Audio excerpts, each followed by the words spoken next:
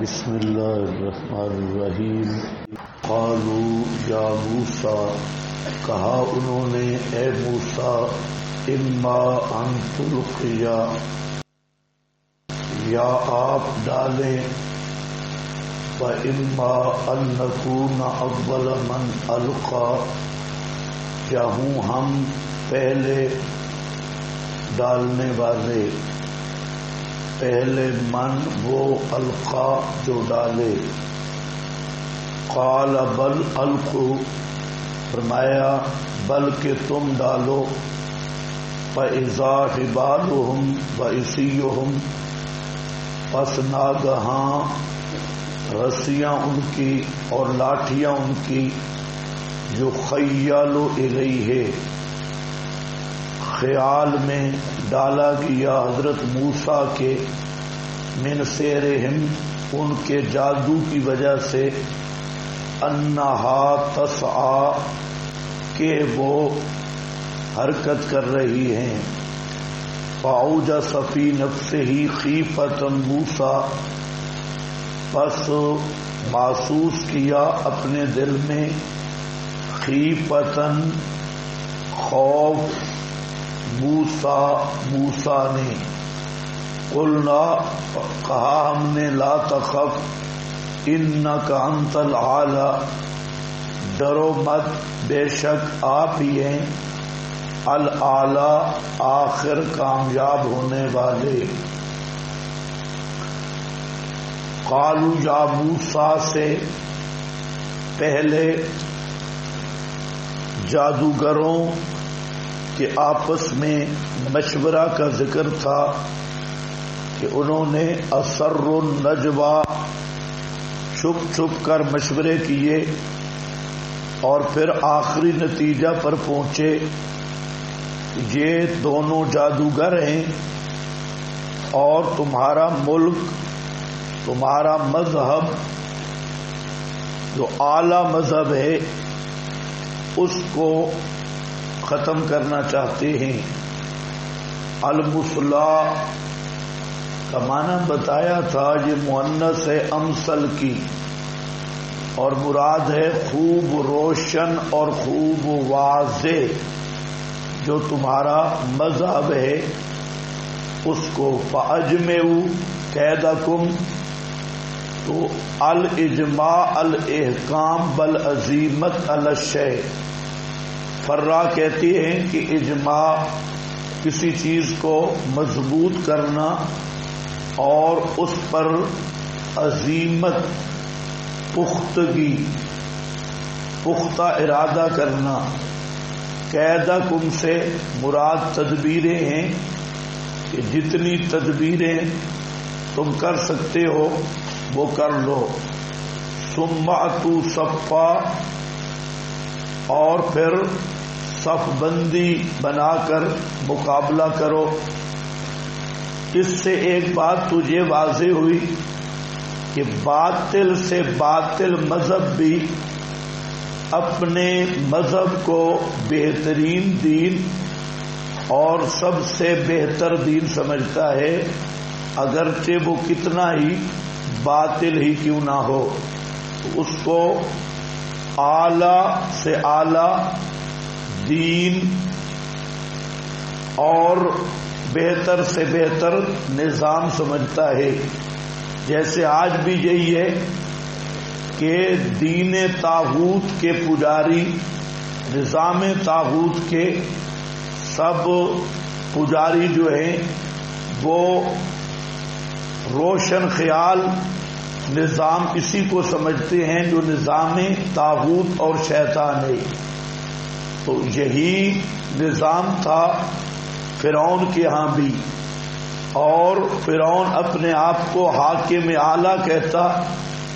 یہ خالص طاغوتی نظام منظم طور پہ تھا، اسی کا ذکر ہے جس کی انہوں نے تعریف کی۔ آج میڈیا پر اسی طاغوتی نظام ہی کی تعریفیں اور چمک دمک اور اسی کو بڑھانے بنانے پر سب لگے ہیں۔ ٹھیک ہے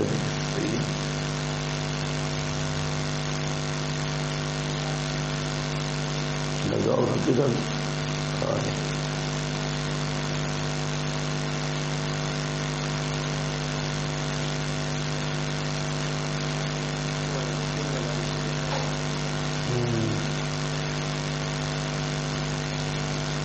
ٹھیک ہے، اس میں جو بھی ہے سیٹ کر لو. یہ اصل سبق سے پہلے آنا تھا نا، لیٹ بھی میں نے اسی لیے کیا.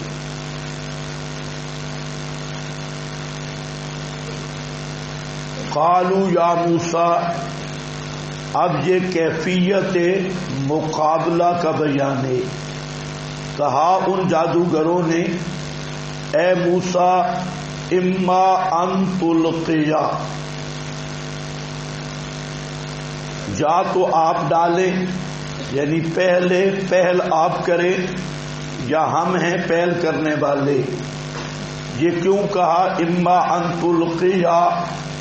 اظہارا للثقۃ بانفسہم، انہوں نے اپنے آپ پر اعتماد کو ظاہر کرنے کے لیے یہ بات کی. ویسے بھی مقابلوں میں اس طرح کا چیلنج بازی ہوتی ہے، اور مقصد یہ ہوتا ہے کہ مجھے اپنی قوت پر بھرپور اعتماد ہے، اس لیے آپ پہل کر لیں، یا میں دوسرے کو موقع دیا جاتا ہے اپنے فن پر اعتماد جتلانے کے لیے. یہ نہیں ہے کہ انہوں نے کوئی ادب شدب کیا تھا جیسے کیلے آ گئے کہ ان تلقیا و اما ان نکون من اول من القا قال بل القوا. حضرت نے فرمایا بلکہ تم پہلے ڈالو. بس انہوں نے رسیاں لاٹھیاں میدان میں ڈالی، جس پر حضرات کہتے ہیں کہ اب 12,000 ہوں یا 70,000 ہوں یا 24,000 جتنے بھی ہوں، بہرحال کثرت میں تھے. انہوں نے ناگہاں ڈالی حبالہم، رسیاں اپنی، وعصیہم، اور لاٹھیاں اپنی. یخیل الیہ، اس کو ذرا سمجھو. یخیل الیہ، الیہ کون ہے؟ حضرت موسیٰ. یخیل جو ہے یہ فعل مجہول ہے، اور فعل مجہول کا آپ جانتے ہیں نائب فاعل ہوتا ہے، اور نائب فاعل کھڑا ہے انہا تسعی.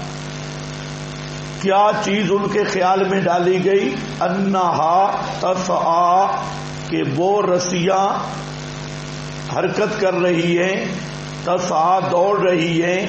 یہ بات حضرت موسیٰ کے خیال میں ڈالی گئی کہ رسیاں دوڑ رہی ہیں. کیوں ڈالی گئی؟ من سحرہم، ان کے جادو کی وجہ سے. من سحرہم، ان کے جادو کی وجہ سے. اب بعض ان پڑھ لوگ وہ کیا کرتے ہیں، وہ کہتے ہیں جی من سحرہم یہ تسعی کے متعلق ہے. حالانکہ کوئی آدمی تھوڑی سی نحو یا گرامر جانتا ہو وہ سمجھ سکتا ہے کہ من سحرہم تسعی کے متعلق کس ضابطے کے ساتھ ہو سکتا ہے. قوانین عربیت کوئی ضابطہ، آپ میں بھی بڑے بڑے علماء بیٹھے ہیں کہ من سحرہم انہا تسعی، یہ انہا مستقل جملہ ہے اور انہا اس پہ داخل ہے، اور یہ جملہ بتاویل مفرد یہ یخیلو کا نائب فاعل ہے. تو من سحرہم ظاہر بات ہے جس جملے میں فعل کھڑا ہے اسی کے متعلق ہو سکتا ہے، اور تسعی کے متعلق کرنا یہ ایسا عجوبہ ہے جو تاریخ انسانیت میں ایسا عجوبہ کبھی نہیں دیکھا گیا. یہ سب سے بڑا عجوبہ کہ من سحرہم کو آپ لگائیں تسعی کے ساتھ. یہ قرآن کے ساتھ مذاق ہے. اور قرآن پاک کی خالص تحریف ہے، خالص. تو اس لیے یاد رکھو، یہاں پر پھر میں عرض کر رہا ہوں، اس کو اچھی طرح سمجھ لو کہ یخیل الیہ، خیال میں ڈالا گیا حضرت موسیٰ کے، خیال میں ڈالا گیا حضرت موسیٰ کے. کیا چیز خیال میں ڈالی گئی؟ انہا تسعی، کہ وہ رسیاں لاٹھیاں دوڑ رہی ہیں. یہ بات حضرت موسیٰ کے خیال میں ڈالی گئی. کیوں؟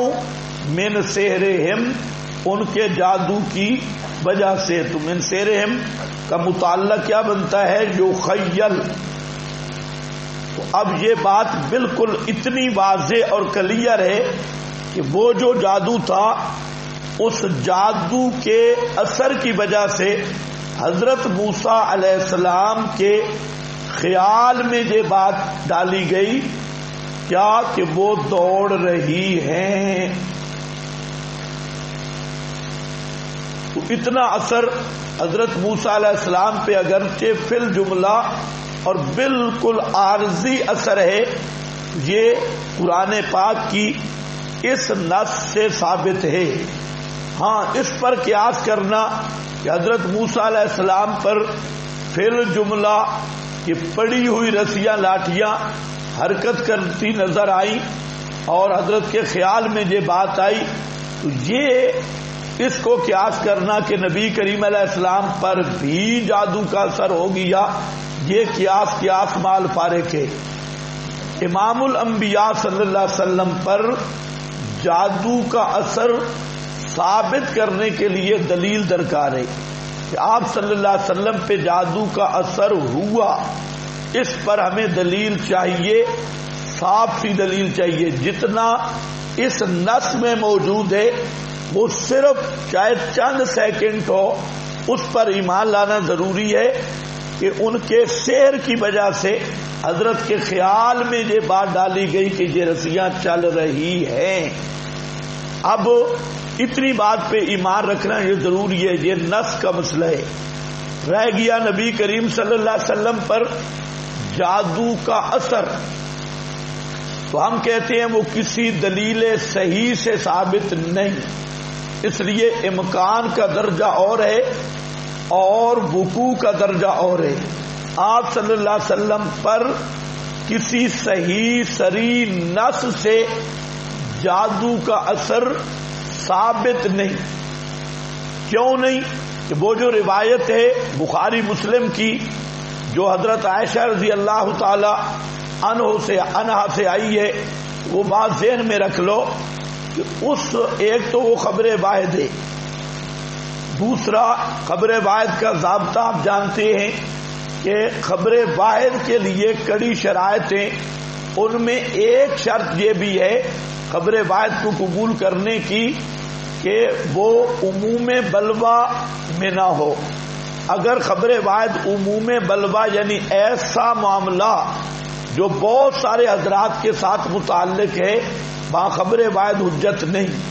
آپ نے کلتین کا واقعہ پڑھا ہے، جہاں پانی کا مسئلہ آتا ہے، امام شافعی رحمہ اللہ اور امام ابو حنیفہ رحمہ اللہ کا اختلاف کلتین وغیرہ میں جو علماء ہیں وہ سمجھتے ہیں. اس میں آپ نے پڑھا، ہماری طرف سے ایک جواب یہ بھی دیا گیا کہ یہ جو کلتین والی روایت ہے، اس روایت عموم بلوا میں حجت نہیں. اور یہ مسئلہ اصول کا آپ شاشی سے لے کر توضیح طلبی تک پڑھتے ہیں کہ ایسا معاملہ جس کا تعلق متعدد افراد کے ساتھ ہو تو اس میں خبر واحد حجت نہیں ہوتی. اب نبی کریم صلی اللہ علیہ وسلم کے 9 بیویاں، تو گھر میں بھی آپ اکیلے نہیں، اور پھر مسجد میں آپ امام بھی ہیں، آپ امیر المجاہدین بھی ہیں، آپ جج بھی ہیں، اور ہزاروں افراد آپ کی خدمت میں ہیں. تو اسی طرح وہاں صحابہ ہر وقت کثرت کے ساتھ آپ کے ساتھ ہیں. اگر ایسا کوئی معاملہ ہوا ہوتا تو اس کو تواتر کے ساتھ منقول ہونا چاہیے تھا. جب خبر واحد آ گئی اور واقعہ ایسا ہے جو سینکڑوں نہیں ہزاروں آدمیوں کے ساتھ متعلق ہے، آپ کا تعلق ہے، اور 6 مہینے یا سال تک یہ واقعہ بھی رہا اور کسی کو علم بھی نہ ہوا، یہ بھی ایک اصول فقہا اور جو اصل اہل علم کا اصول ہے اس میں یہ روایت اس معیار پہ پوری نہیں اترتی. اور آپ سمجھتے ہیں کہ اگر کسی حدیث کی تعویل یا رد اصول کے تحت کیا جائے تو اس میں نہ بخاری مسلم کی توہین ہے اور نہ کسی محدث کی توہین ہے اور نہ ہی انکار حدیث ہے. امام بخاری رحمہ اللہ وہ امیر المومنین فی الحدیث ہیں. بخاری شریف اصح الکتب بعد کتاب اللہ الباری، بالکل صحیح بات جو کہی گئی عند البعض، تو یہ کوئی نص تو نہیں ہے لیکن پھر بھی ہم اس کو بھی برقرار رکھتے ہیں. اصح الکتب ہے لیکن لا ریب نہیں. اصح کا معنی لا ریب کرنا یہ غلط ہے. لا ریب صرف کتاب اللہ ہے. بخاری مسلم کا مقام اپنے مقام پہ برحق ہے. جو امام بخاری کی توہین کرے وہ بھی بڑے درجے کا بے ایمان ہے، اور جو صحیح بخاری کی توہین کرے وہ بھی ازلی بدبخت شیطان ہے.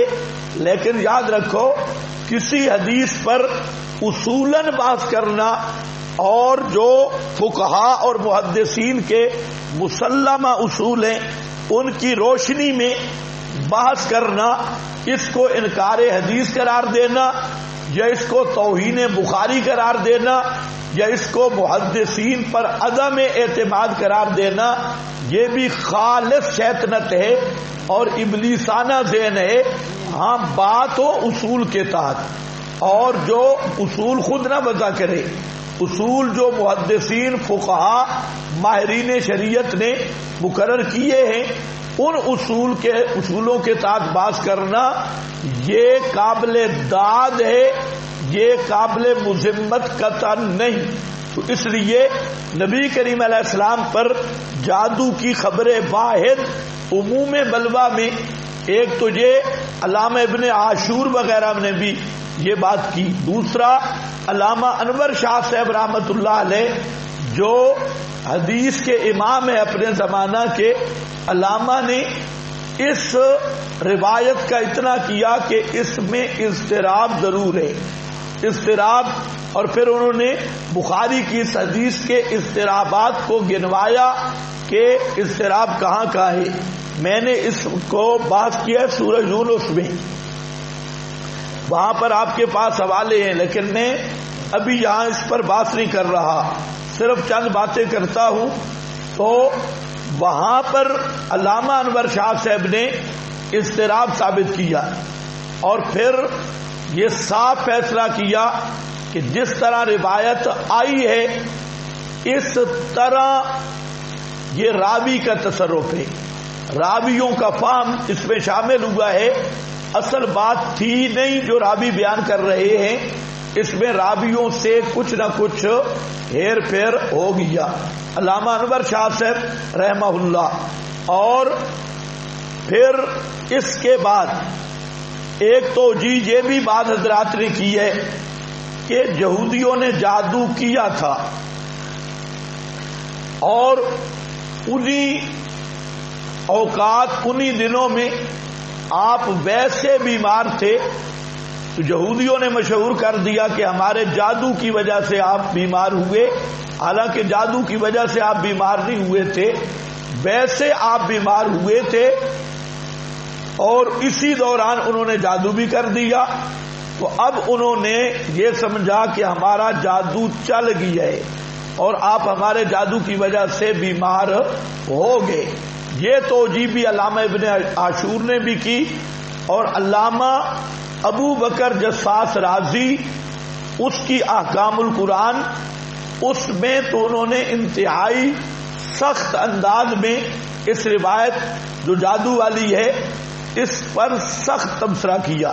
ہم تو اس طرح سخت تبصرہ بھی نہیں کرتے، انہوں نے تو صاف کہا کہ یہ روایت بالکل باطل ہے اور قرآن کے خلاف ہے، ظاہر قرآن کے خلاف، اور یہ روایت بالکل باطل۔ ابو بکر جساس الرازی، اور یہ کوئی معمولی آدمی نہیں، ابو بکر جساس الرازی یہ حنفیہ کا مجتہد ہے اور احکام میں، عقائد میں یہ ایک بہت بڑا بزرگ ہے۔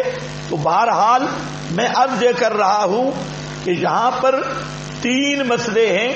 ایک مسئلہ ہے کہ نفس سحر کا اثر ہے یا نہیں۔ تو یاد رکھو آج بعض خوارج وہ کہہ رہے ہیں، نیچری، سر سید پرویز، یہ جتنے منکرین حدیث ہیں وہ کہتے ہیں نفس سحر کا اثر ہی کوئی نہیں، سحر کا کوئی اثر ہے ہی نہیں۔ یہ خالص کفریہ باتیں۔ نفس سحر کے اثر پہ میں حوالے وہ فتوے کے بھی دے آیا ہوں سورہ یونس میں، علماء نے اس کو خالص کفر کہا ہے۔ تو جو نفس سحر کے اثر کا منکر ہے تو نفس سحر نصوص سے ثابت ہے، لیکن اثر باذن اللہ ہے۔ دوسرا مسئلہ، حضرت موسیٰ کے بارے میں اتنی بات جتنی قرآن نے بتائی اس پر ایمان رکھنا ضروری ہے۔ تیسرا مسئلہ نبی کریم علیہ السلام کا، تو آپ صلی اللہ علیہ وسلم پر جادو کا اثر ہوا یا نہیں، اتنی بات تو سب متفق ہیں کہ انبیاء کا دل دماغ بھئی یہ ادلہ قطعیہ سے محفوظ اور معصوم ہے، تو دل دماغ بھئی پر کسی شیطان کا تسلط یا دخل اندازی نہیں ہو سکتی، چاہے جادو ہو یا غیر جادو ہو۔ اور رہ گیا طبی عوارض بشریہ، تو انبیاء خالص بشر ہوتے ہیں، اور بشری عوارض، پیغمبر کا بیمار ہو جانا، پیغمبر کا بے ہوش ہو جانا، غشی طاری ہو جانا، تو اس طرح کے جو بشری عوارض ہیں یہ انبیاء کے ساتھ بھی پیش آتی ہے، اور یہ انبیاء کی نبوت کے منافی نہیں۔ اب ان کا سبب کوئی بھی ہو، چاہے سبب سحر ہو یا غیر سحر ہو، تو طبی عوارض کی حد تک اگر کوئی قائل بن جائے تو اس کی کوئی تکفیر بھی نہیں، تفسیق بھی نہیں۔ البتہ ہم اپنے اس اصول کے مطابق کہتے ہیں کہ رسول اللہ صلی اللہ علیہ وسلم پر اثر سحر کا وقوع ثابت نہیں۔ سمجھ گئے؟ اب ایک وہ پارٹی ہے پہلا تو انکار کرتی ہے نفس سحر کا، پھر حضرت موسیٰ کے بارے میں پہلے تو وہ دعویٰ کرتے ہیں ہمارے پیشاب پہ کوئی جادو کر دکھائے، ہمارے فلاں پہ جادو ہے ہی کوئی نہ، جادو ہے ہی کوئی نہ، اس پہ دور۔ پھر جب یہ آیت آتی ہے اس میں تعریف کرتی ہیں۔ آپ خود دیکھیں کہ اتنی صاف آیت ہے من سحرہم، تو اب اس کا کیا دوسرا معنی بن سکتا ہے؟ اس کا دوسرا معنی مجھے 14 صدیوں میں کسی ایک بھی مسلم معتبر مفسر یا تفسیر سے نہیں مل سکا جس میں یہ ہو کہ جی من سحرہم کو تسعہ کے متعلق بناؤ، نہ عربی قواعد اور نہ عربی جاننے والے مفسر۔ پھر اردو تراجم آپ دیکھ لیں، کوئی اردو کا ترجمہ، جتنے تراجم مارز وجود میں آ چکے ہیں مسلمانوں کے، خصوصاً اہل سنت کے، تو ترجمے کے اندر یہ مسئلہ لکھا ہے کہ حضرت موسیٰ کے خیال میں یہ جو ڈالا گیا کہ یہ چل رہی ہے رسیاں، یہ کیوں ڈالا گیا؟ ان کے جادو کی وجہ سے، ان کے جادو کی وجہ سے حضرت موسیٰ کے خیال میں یہ بات ڈالی گئی کہ یہ رسیاں دوڑ رہی ہیں، چل رہی ہیں۔ آپ دنیا کا کوئی ترجمہ اٹھا لیں،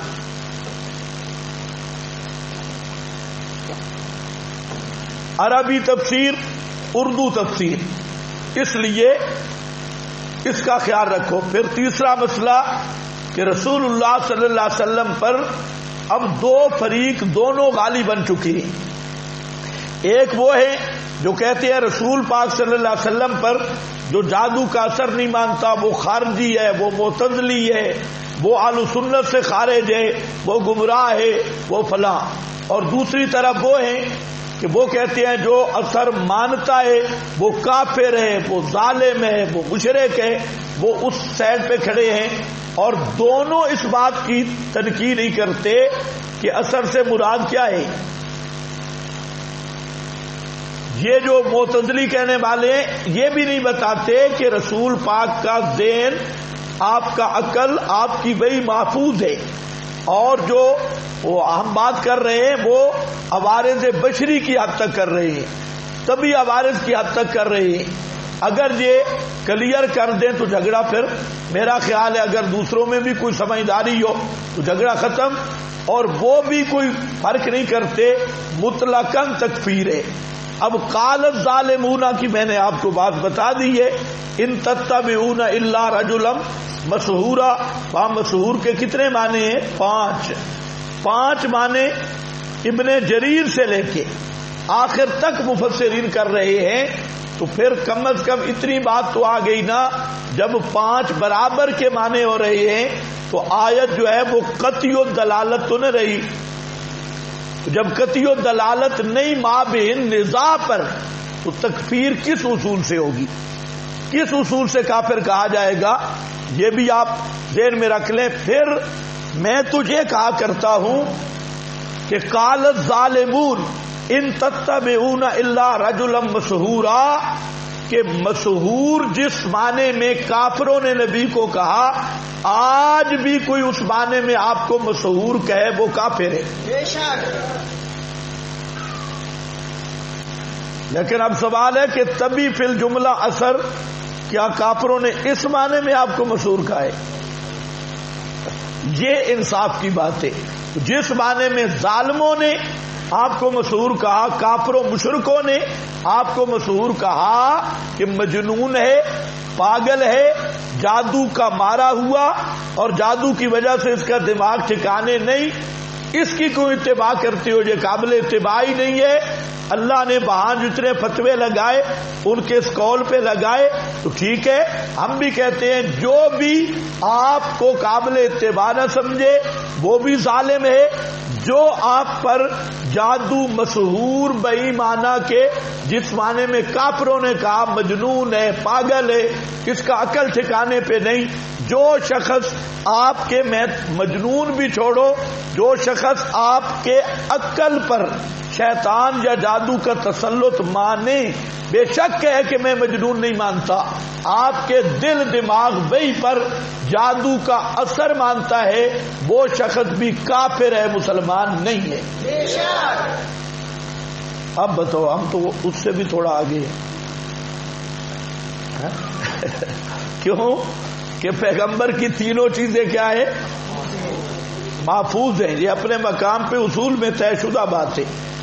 تو اب دیکھو کیوں یہ ناانصافی کر کے لوگوں کو لوگ گمراہ، ادھر بھی فتوے ادھر بھی فتوے، اور مسئلہ پتہ نہیں کہ مسئلے کی حقیقت کیا ہے. اب دیکھو یخیل الیہ من سحرہم، من سحرہم کدھر لگے گا؟ ہاں، آپ میں بھی بڑے بڑے پہلوان بیٹھے ہیں، کوئی ضابطہ مجھے بتائیں کہ من سحرہم کو تسعہ کے متعلق کر دیں.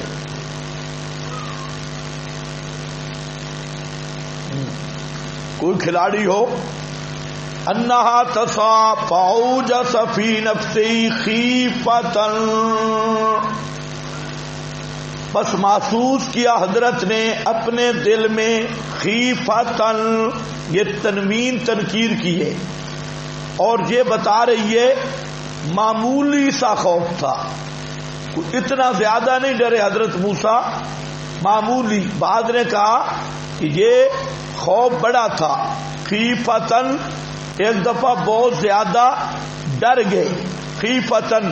لیکن یہ خوف کیا ہے؟ تب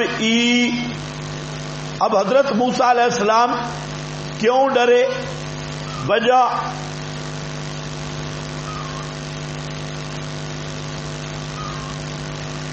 ڈرنے کی کیا وجہ ہے؟ حالانکہ اللہ تعالی نے ابتدائی حضرت موسیٰ کو بتایا کہ میں تمہارے ساتھ ہوں، اسمع و ارا، آپ جا کے دعوت دیں تو اب کیوں خوف ہوا؟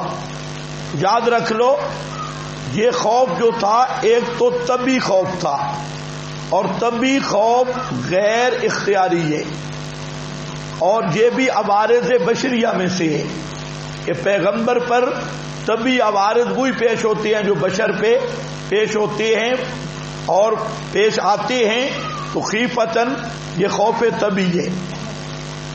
دوسرا یہ بھی وجہ تھی کہ اب حضرت نے دیکھا کہ ہزاروں لاٹھیاں رسیاں وہ سانپوں کی صورت میں دوڑ رہی ہیں، حرکت کر رہی ہیں۔ حضرت علیہ السلام کو خوف یہ ہوا کہ یہ ان کی لاٹھیاں بھی سانپ بن گئے اور میرا ڈنڈا بھی سانپ بنے گا، تو اب فرق کیسے ہوگا؟ عوام کیسے تمیز کرے گی حق اور باطل کی؟ ایک یہ وجہ بھی تھی۔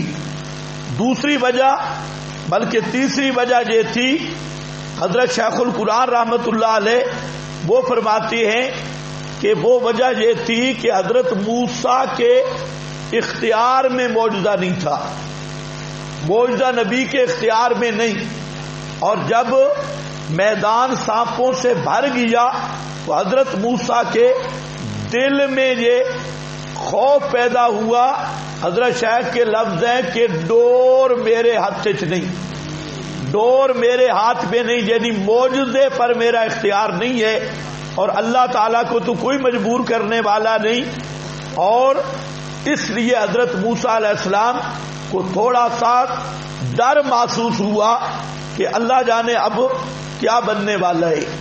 اور چوتھی وجہ یہ بھی تھی کہ جب انہوں نے رسیاں لاٹھیاں ڈالی تو سارے نعرے لگانے لگے فرعون زندہ باد، اور سارا مجمع نعرے بازی میں لگ گیا، تو خوف یہ ہوا کہ اب انہوں نے عوام کو الو بنا لیا، اور عوام جب ایک اثر لے لیتی ہے تو اس اثر کا توڑنا مشکل ہو جاتا ہے۔ اسی لیے مناظروں میں بھی آپ دیکھتے ہیں کہ جو مناظر ذرا بولنے میں ہوشیار ہو اور کودنے میں ایک دو تقریر وہ اچھی کر لے اور ابتداءً تو اس کا مجمع پہ رعب چھا جاتا ہے، بس جب رعب چھا جائے تو پھر وہ قابو ہے، اگلے آدمی کے دل میں بات ہی نہیں رہتی۔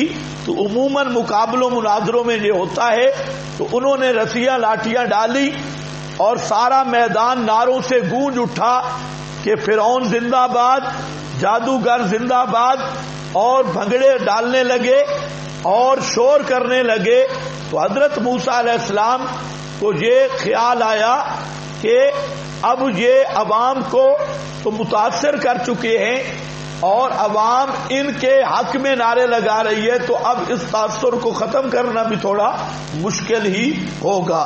خیفۃ موسیٰ قل، اور اللہ تعالیٰ نے یہ مسئلہ یہ بھی سمجھا دیا کہ حضرت موسیٰ میدان مقابلہ میں تھے، لیکن آنے والے وقت کا حضرت موسیٰ کو بھی پتہ نہیں تھا، حضرت موسیٰ غیب دان نہیں تھے۔